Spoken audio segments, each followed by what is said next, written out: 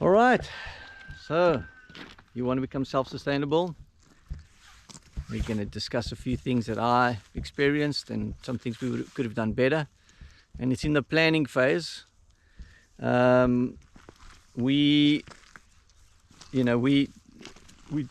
were naive in a lot of the ways, and we didn't think everything through, the structural of the garden.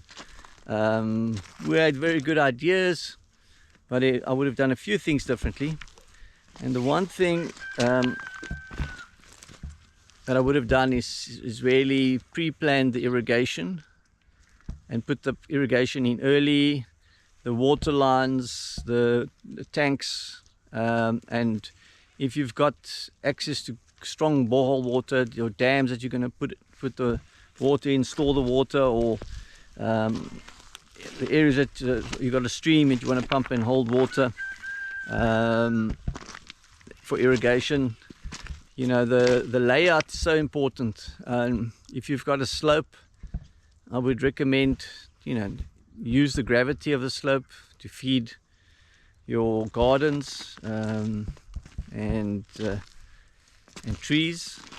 And then all the trees that you're going to plant, I would 100% recommend drippers from the start. Don't try and do it later. Install all your irrigation, your sprayers, whatever techniques you're going to use, do it early and then plant around them. And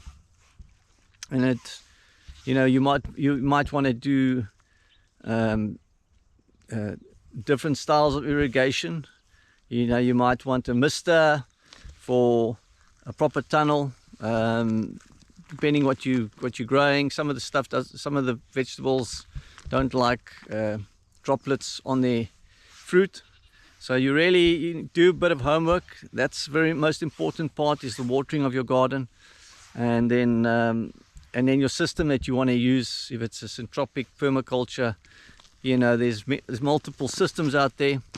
I'm looking into syntropic, and we applied some of the principles, but not to the full degree. And I quite like the idea of minimal work, like weeding and stuff like that. We don't do anymore. We believe that weeds have a role to play in the soil, and we just remove what we don't need and plant in its stead. And yeah, so there's a lot of techniques to it, but the planning is very important. Take time, work through your head before you dig the ground. What are the pros and cons? Where's what you're planting, the orientation towards the sun, how much sun do they need, what needs shade, what can grow in shade, and apply all of that. So yeah, just a bit of forethought. And then once you've decided what you're going to do, I would do your trees first, things that you're going to get 3 to 5 year, your first fruits, get them in the ground the quickest possible, and then work on your perennials, and then your annuals, or your yearly vegetables, or 3-month vegetables. They're growing 3 to 6 month cycles. So yeah, they get the stuff that takes longer in the ground the quickest, and that's why you need your planning, because to remove a big tree later is not ideal. So really think it through, what type of trees, especially in winter.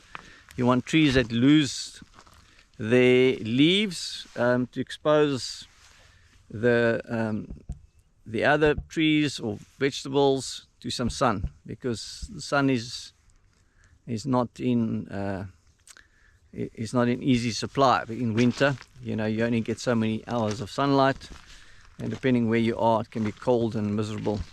And yeah, so maximum sun is the best.